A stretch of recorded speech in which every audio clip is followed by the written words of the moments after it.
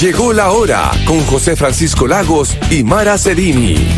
Bueno, y tenemos aquí en el estudio a la primera invitada de hoy, que yo además estoy fascinada y ya van a saber por qué. Está junto a nosotros María Gabriela Huidobro, decana de la Facultad de Educación y Ciencias Sociales de la Universidad Andrés Bello. ¿Cómo estás? Muy bien, empatizando con esto del marzo eterno. Es verdad. Ayudándote a sentir. No soy solo yo, esto de que marzo es realmente es una locura. Además, es un año en sí mismo. Sí, es un año en sí mismo. Pasan muchas cosas. Y las vueltas, las vacaciones, y bueno, el ritmo es más lento. Pero dentro de eso, vamos a tocar varios temas. Yo después les voy a contar a todos porque estoy tan fascinada, porque además tuve un regalo hoy día que me va a dejar la tarde, pero feliz. Pero partamos conversando acerca de educación, porque la verdad es que es un tema que es esencial en nuestro país. Está pasando por una tremenda crisis y la verdad es que no siempre logra estar en los titulares porque todos los días pasan distintos tipos de urgencia y las crisis, digamos, que se mantienen en el tiempo tienden a olvidarse en los momentos. Y por eso te quería preguntar, hoy día estamos viendo, bueno, la mesa, el SAE, que va a revisar el sistema de admisión. Todavía tenemos colegios en el sur, en Magallanes, jóvenes que no han podido entrar a clase. O sea, recordemos el año pasado que terminaron algunos colegios inútiles escolares. O sea, estamos pasando por un momento bastante complejo en la administración de la educación, pero también en la calidad. Sí, claro. Bueno, es que en parte lo que dices tú, el gran problema es que aquí siempre lo urgente se come lo importante. Sí. Entonces, no hay tiempo para ver algo que no es cosa de llegar y tomar una decisión y de un día para otro resolverla, porque efectivamente es una crisis que no tiene que ver solamente con el sistema de admisión escolar y de dar más o menos cupo para cumplir con una ambición que era mucho mayor cuando se estableció este sistema y cuando se estableció la ley de inclusión escolar, que buscaba en el fondo igualar el acceso para todos, darle a todos las mismas oportunidades, sin que hubiera realmente una estructura que estuviera preparada para que esa realidad fuera igual para todos. Claro. Entonces, hay un problema que es muy de fondo y que tendría uno que mirar muy a largo plazo y con generosidad, más allá de estar en un gobierno o no, para darte cuenta que en realidad tienes que mirar cómo velar por el país y ver qué transformaciones de fondo necesitas hacer para que lo otro termine siendo solamente cosmético. Y yo ¿a qué voy? A que el sistema de admisión escolar actualmente tiene básicamente dos problemas. Uno es que efectivamente no está la cantidad de cupos o las vacantes no están bien distribuidas territorialmente para dar acceso a todos los niños que necesitan ingresar a un colegio, sobre todo por la presión que ha generado ahora también la llegada de población migrante en ciertos sectores donde antes no había una demografía en el fondo tal como para ejercer presión a la demanda. Pero por otra parte, también tenemos el problema de que una vez que ya existen esas vacantes, la puerta a la que tú accedes no es siempre la misma para todos. Entonces, a las familias no les da lo mismo a dónde entra el hijo. En caso de que tenga cupo, claro, no importa, o sea, importa mucho a qué colegio vas a llegar, porque en el fondo no tienes un sistema que tenga colegios iguales para todos, en calidad, en recursos, en profesorado, en ambiente incluso. Entonces, no hay tantas vacantes y las vacantes que hay son desiguales finalmente. Oye, y ahí te quería preguntar, porque siento que se disfraza un poco la inclusión, la calidad de educación en llevarlo, siempre hablamos de centralizar, pero de llevar la educación hacia arriba, hacia los burócratas, cuando muchas veces las necesidades educativas de cada comunidad son distintas. Por ejemplo, como bien decía, nosotros hemos conocido muchos casos de padres que dicen, bueno, pero es que yo vivo en zona donde hay mucho narcotráfico y no es que yo quiera el colegio que esté más cerca, porque que está más cerca tengo que llevar a mi hijo claro, quiero sacarlo de ahí. Quiero moverlo un poco más allá, donde es más seguro que se vaya caminando, es más seguro acompañarlo.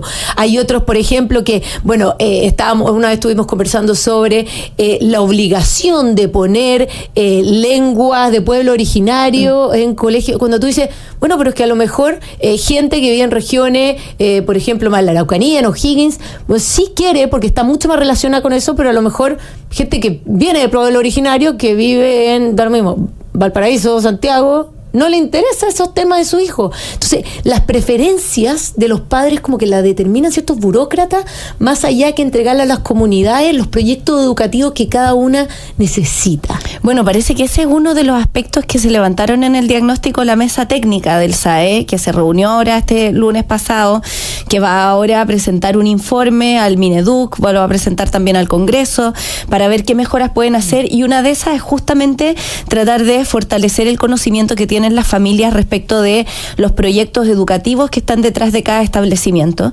porque efectivamente ahí hay un dilema que es súper complejo, porque claro, de nuevo, todas las últimas propuestas educativas han tenido que ver con tratar de dar acceso, ampliar los derechos y en el fondo aspirar a la igualdad para todos.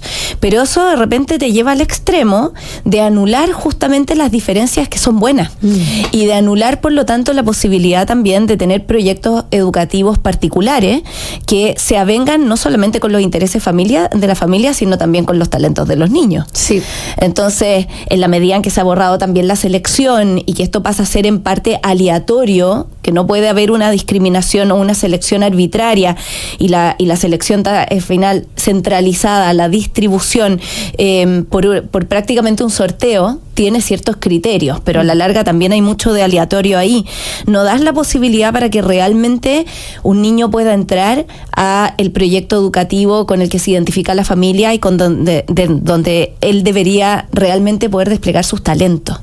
Y ahí hay un conflicto, justamente porque en ese centralismo, en el querer abordarlo todo y regular para que todos tengan lo mismo, terminas pasando a llevar también el valor de la diferencia.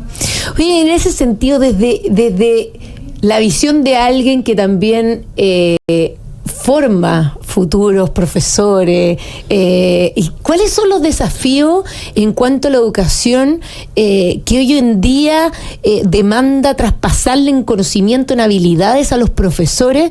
Porque claramente estamos enfrentando nuevos tiempos con muchas más complejidades. Es muy complejo. Bueno, cada vez también el sistema ha ido estableciendo ciertos estándares pedagógicos y disciplinares con los que se define el ideal del profesor, lo que debería llegar a ser y por lo tanto lo que uno tiene que formar. Quizás a veces son un poco excesivos, entonces tampoco dan mucha libertad al proyecto formativo que uno quisiera tener en cada universidad para darle un sello. Y que cada profesor también. Y esto además, a todos nos marcó un profesor en la vida y fue esa característica, esa diferencia, ese empuje, ese amor por la docencia. Exacto, y que a veces tiene que ver también con un bagaje cultural, con ciertas habilidades que son súper difíciles de meter en un currículum, de hacerlas explícitas y que además están reguladas por sistemas de acreditación y mucha presión en el fondo sobre regulación a veces del sistema. Pero el gran problema, yo creo, ahora, y respondiendo a tu pregunta sobre los desafíos que se están enfrentando en la formación inicial docente, básicamente, tienen que ver con, yo creo, las expectativas que se generan cuando estamos formando a los nuevos profesores y la realidad con la que se van enfrentando y las presiones que deben cargar cuando llegan a insertarse en el sistema educacional. Porque la mayoría, bueno, y esto es histórico, Gabriela Mistral lo decía, ella decía, los alumnos de pedagogía salen cargados de ilusiones, con este sueño de cambiar el mundo, porque realmente quien entra a estudiar pedagogía quiere cambiar el mundo. Sí, claro. Y luego dice Mistral, las ganas se les van marchitando y el vino se tuerce en vinagre, porque en la corrección de tareas, en el tener que cumplir con un montón de actividades fuera de las clases, ahora se tienen que hacer cargo y no todos tienen las herramientas, porque se puso la ley, se puso en el fondo la carreta delante de los bueyes, de hacerse cargo también de la inclusión al interior de la sala de clase. Hemos visto los casos que están ocurriendo ahora con profesores que no saben responder con estudiantes con estudiantes TEA y con otras necesidades educativas. Entonces, claro, no todos los colegios tienen los recursos tampoco para apoyar al docente en eso, y cada vez hay más presión sobre un profesor que tiene que hacerse mucho más cargo, más allá de sus materias. Tiene que hacerse cargo también muchas veces de formar a estudiantes que tienen muchas necesidades fuera del conocimiento, del aprendizaje, y se espera que él lo resuelva todo y que nosotros también lo preparemos para resolverlo todo. Y ahí hay una presión, un desafío tremendo que no se condice con la subvaloración que existe también de la profesión docente a nivel social. Claro. En ese sentido, mira, hay tanto que hacer en los temas de educación que uno como que se marea, porque en el fondo está desde lo administrativo, desde el currículum, lo educativo, la diversidad, pero desde tu opinión, ¿cuál debiese ser las cosas de nosotros en educación que debiésemos priorizar en este momento para cumplir también con esas expectativas? Porque cuando uno deja a su hijo en el colegio, uno espera que su hijo esté protegido, su hijo esté cuidado, su hijo esté aprendiendo y se le estén dando herramientas para poder enfrentarse al mundo. Eso yo siempre he pensado que es de la mano de lo que se da en la casa también. Esto no es delegarle toda la pega al colegio, todo lo contrario, sino que un proyecto en común. Yo siempre digo, entre un padre y un colegio debe ser como un matrimonio de un proyecto de crianza. ¿Cuál crees tú que hoy día son los principales desafíos que enfrenta la educación para poder cumplir ese anhelo de los padres de tener a sus hijos bien cuidados, protegidos y en el fondo aprendiendo las herramientas necesarias para ser un adulto funcional en el mundo? Es que ahí tú estás dando por hecho algunas cosas que yo creo que no hemos debatido bien y que uno las tiene claras, pero no necesariamente forman parte de un consenso. Primero, hay ciertos desafíos que son, de nuevo, urgentes, y hay otros desafíos que son importantes. Yo he podido participar ahora en algunas reuniones que nos han invitado los nuevos SLEP y quieren hablar de educación, pero resulta que hay colegios que no tienen ventana. Entonces tú dices, bueno, esto de verdad es urgente, es súper básico y no deberíamos estar hablando de esto, pero es súper difícil hablar de qué habilidades queremos formar en un ciudadano del siglo XXI si el niño en julio se te va a estar muriendo frío. O sea, no, y el profesor tiene a 40 niños adentro de la sala de clases, muchos con necesidades educativas especiales, otros que tienen problemas de violencia. No podemos depender tampoco de las familias, porque no siempre está la familia para educarlo detrás. Muchas veces ha habido también agresiones de apoderado a profesor. Entonces tú dices, ¿por dónde parto? Y efectivamente ese es el gran problema, que en términos de lo urgente está lleno de detalles, no me gusta la palabra, pero la gente dice higiénicos, que habría que resolver antes. Pero yo creo que de fondo además hay un problema que es sumamente relevante y que se ha dado por hecho y se ha pasado en el fondo en las últimas décadas, que no hemos debatido hace mucho tiempo de educación. Tú dices, uno espera que el colegio haga esto, lo otro, cuida a mi hijo, lo eduque para ser una buena persona. Claro, la teoría uno esperaría. Claro, pero no hemos establecido para qué lo queremos educar. Y eso al final repercute en el currículum, en el perfil del profesor que tú quieres formar, en el tipo de salas que quieres tener, en el número de estudiantes, las capacidades, los recursos que tengas que financiar, etcétera. Porque si tú le preguntas a la gente qué es el slogan, queremos una educación gratuita y de calidad, yo creo que si tú le preguntabas a la gente qué es una educación de calidad, cada uno te da una respuesta distinta. Y este es el defecto de ser historiadores. A comienzos de la República, los patriotas consideraron que si querían que el proyecto político de la República tuviera éxito, con una visión de Estado, lo más importante era la educación. Y la educación aparece como aspecto central en los primeros ensayos constitucionales, de Juan Egaña para adelante. Y ellos definieron que la educación era formación ciudadana. Eso, o sea, que cada asignatura que tú pasaras no tenía que ver tanto con hacer un buen técnico, formar un buen profesional que supiera mucha física o matemática o química, sino en la medida que esa física, matemática y química le sirviera de alguna manera para ser un ciudadano integral y moralmente superior. Pero en eso nos perdimos. Entonces estamos como reproduciendo mecánicamente un sistema educativo que trata de responder a pruebas estandarizadas, que trata de tener un mínimo nivel en ciertos conocimientos y habilidades, que además pide que en el fondo se fomente la inclusión, se fomente la convivencia, que aprendamos a que los niños se respeten, etcétera. Pero no nos hemos puesto de acuerdo en dónde apuntar y cómo formar, y yo creo que en vez de tratar de abarcar tanto, deberíamos poner un par de prioridades educativas esenciales, de repente incluso supliendo muchas veces en aquello que están fallando las familias porque no tienen tiempo. Sí, claro. Y tratar de hacerlo bien en ese aspecto. Pero no hemos hablado de educación, hemos hablado de financiamiento, de quién administra, de quién se lleva la plata muchas veces, de quién paga y quién no paga, pero no hemos hablado de realmente de qué es educación de calidad, y no hemos hablado de pedagogía. Y lo último, no le hemos dado verdadera voz y validación a los profesores. Es como que existiera una desconfianza, pero ellos siempre tienen que estar rindiendo pruebas, levantando informes. Quienes están normalmente a cargo de la burocracia no son necesariamente profesores, entonces se les carga más de trabajo, pero no se les da la confianza también para que ellos puedan decir qué es lo que hace falta, y yo creo que hace falta escucharlo. Sí, estoy completamente de acuerdo. Hace falta ver la educación desde el aula un poquito, y no tanto desde las instituciones de arriba, sino que más desde el aula. Bueno, estamos conversando con María Gabriela Huidobro, decana de la Facultad de Educación y Ciencias Sociales de la Universidad Andrés Bello.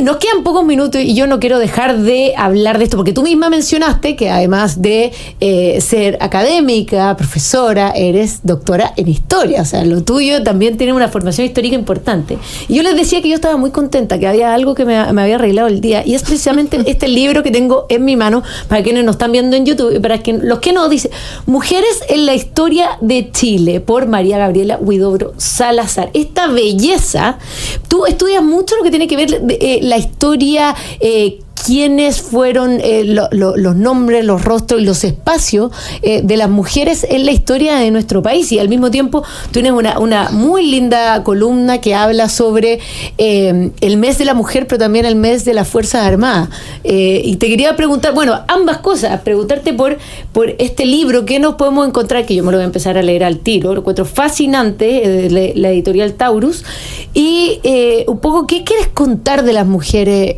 con tu libro, con tus columnas, con la historia? Básicamente es demostrar que las mujeres hemos participado y han participado las del pasado en todos los espacios y procesos históricos, y han sido esenciales para la construcción de la sociedad y para la configuración de las culturas. O sea, no hay espacio donde no haya habido mujeres. Existe la creencia generalizada de que antes del siglo XX y antes de los movimientos básicamente feministas que instalaron el debate público sobre los roles de las mujeres en la sociedad, como que las mujeres hubieran estado silenciadas y marginadas por un sistema patriarcal que las oprimió. Y eso hay que empezar a matizarlo, porque si bien una cosa es la voz oficial y que las mujeres no hayan tenido participación política plena y por lo tanto no hayan sido ciudadanas de pleno derecho, eso no significa que se quedaron pasivas y acalladas en el rincón de la cocina. Siempre han estado, incluso en los espacios, y a propósito de las Fuerzas Armadas, y a eso iba la columna, siempre han participado incluso en los espacios que uno se imagina que fueron solamente ocupados, desarrollados por hombres, como la guerra o la política, y que su aporte siempre ha sido importante. Es menos visible, pero eso no significa que no sea importante, y yo creo que eso es fundamental cuando uno quiere instalar los debates actuales sobre los derechos de las mujeres o las posibilidades de participación, incluso los debates que se generan en torno a políticas de paridad, cuotas y otros, porque tiene relación con demostrar que no es que cuando se le abre un espacio a una mujer se le está como dando un privilegio, dando un regalo, sino que realmente quien se privilegia muchas veces es la sociedad cuando encuentra ese talento en esa mujer, porque así ha sido históricamente. Si nosotros pensáramos que las mujeres no hicieron nada en el fondo del siglo XIX para atrás, claro, entonces eso significaría que los hombres no nos necesitan. Que lo han hecho muy bien solos. Entonces la propuesta es un poco darle perspectiva a ciertos debates que a veces son muy presentistas, que también son muy acelerados porque tienen una perspectiva muy inmediatista, y mostrar que en realidad las grandes transformaciones, los grandes procesos, un poco lo que hablábamos antes también, necesitan de años, a veces de siglos, de paciencia para decantar y de la acción silenciosa diaria. Y estas mujeres nos muestran que esas transformaciones se hacen desde el espacio cotidiano, dialogante, con aporte real en la acción. Son muy buenos modelos en el fondo, sin ser perfectas. Aquí está la historia de luces y sombras de estas mujeres, pero yo creo que pueden iluminar nuestro presente. Oye, qué interesante. Mujeres en la historia de Chile por María Gabriela Huidobro Salazar. Búsquelo, lo pueden encontrar en todas partes, ¿cierto? En todas las librerías, en espero. todas las librerías. Así que busque el suyo, porque yo me lo empiezo a leer ahora y de todas maneras vamos a tener que volver a hablar de este libro. Cuando quieras. Bueno, agradecerte, María Gabriela, por haber estado aquí con nosotros y haber compartido tanta información sobre educación, sobre la historia, temas muy interesantes siempre de estar analizando. Muchas gracias por haber estado con nosotros en Llegó la Hora. Encantada y muchísimas gracias por la invitación. Bueno.